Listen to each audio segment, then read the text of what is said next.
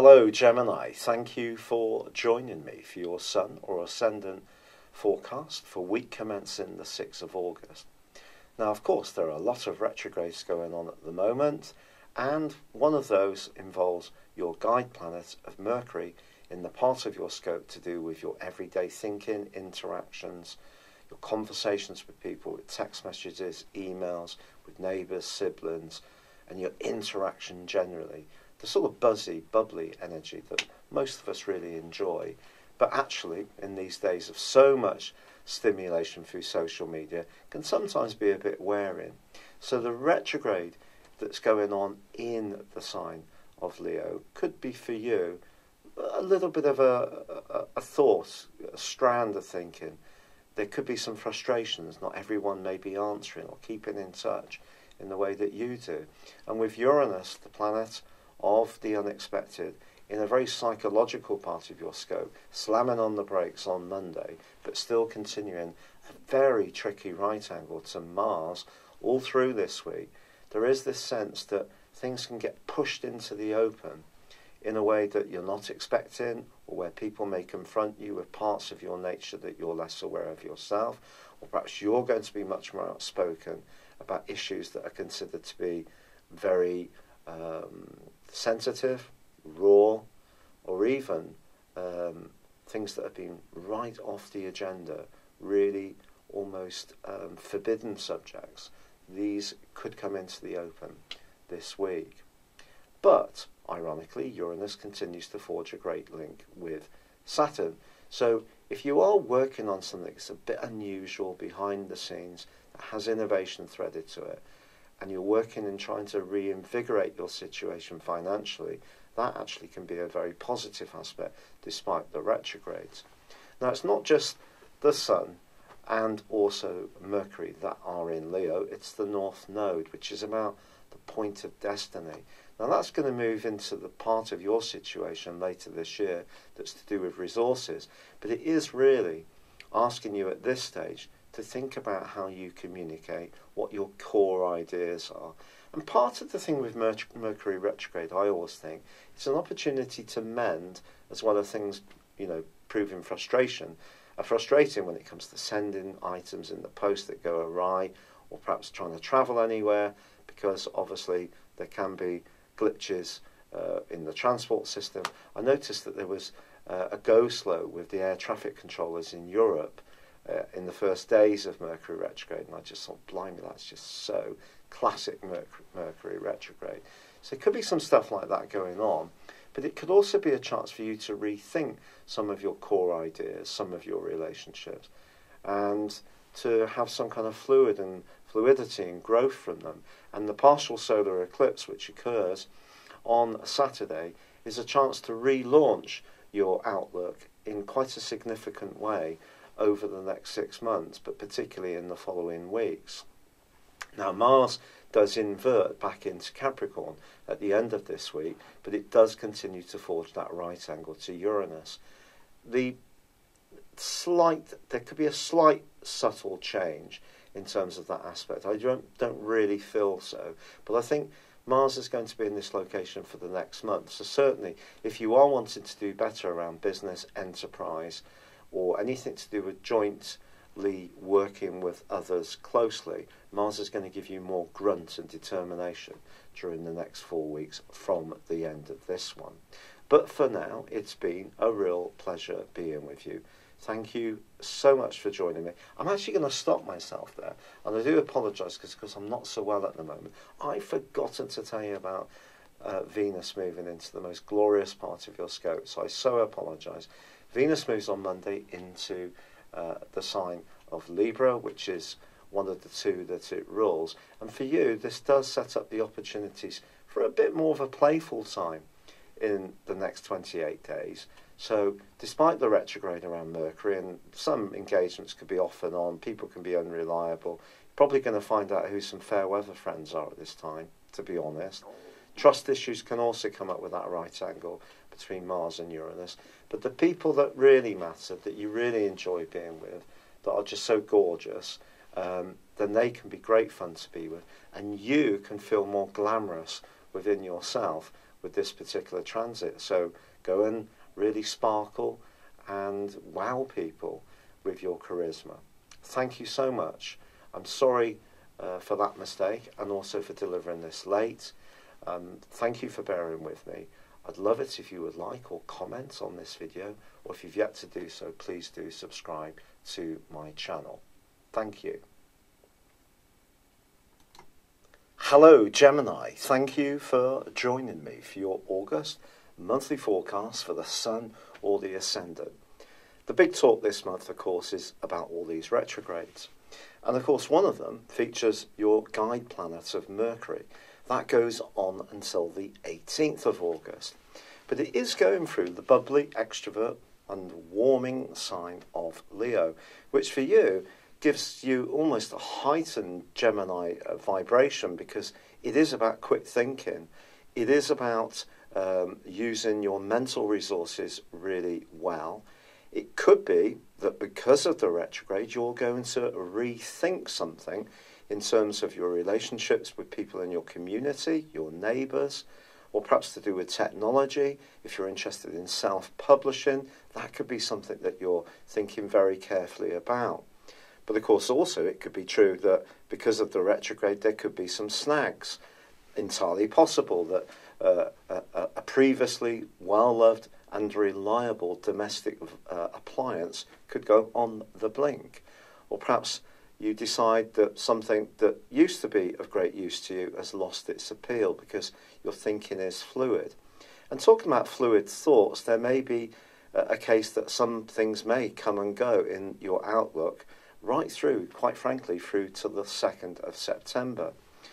But before we get too bogged down in the story of all these retrogrades, we must also consider that there is a partial solar eclipse on the 11th in Leo, and along with the North Node, which itself goes through 3 phases of retrograde, this gives you a fantastic opportunity to sparkle and be effervescent, not just in the month following the 11th, but potentially over the next half year too.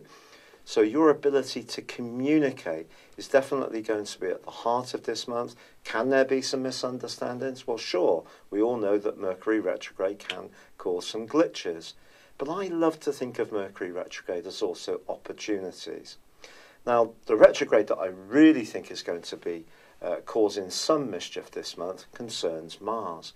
Now, for you, it starts the month in the sign of Aquarius, but it does invert backwards on the 13th into the sign of Capricorn. But those first 2 weeks of the month, and especially the first 3 weeks of this month, does see Mars and Uranus continuing a right angle. And it's possible because Uranus is locked away in a psychological part of your scope all month, and Mars is in Aquarius through to the 13th, that something that you're not expecting could come into the open. It could be that someone around you challenges you with an idea, a thought, a philosophy, which is in stark contrast to your own thinking, and it could prove challenging. Then again, it's possible that something you hear could really inflame your passions in a way that normally you may be able to ice out with your natural logic.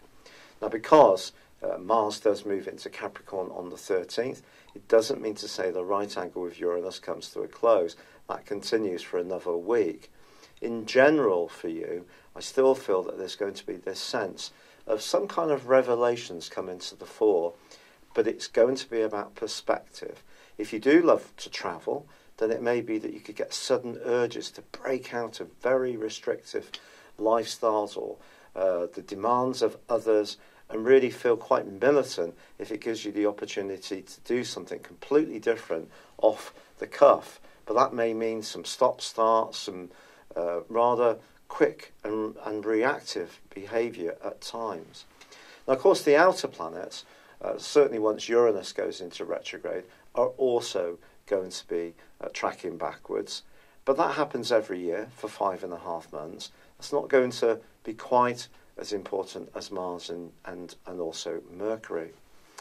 What I would say to you, however, is the month begins and sees Jupiter, the planet of growth, which is in your sector of health and work, in a right angle to the Sun. Your enthusiasm about your ideas or a project could be awesome from the 3rd through to the 10th, but it is going to be important not to promise more than you can realistically deliver. On the 7th, however, Venus moves into an absolutely beautiful location for you. This is about as good as it gets, quite frankly, Gemini, for you, because right through to the end of the month, she's going to be illuminating the more romantic, glamorous, and self-confident part of your situation.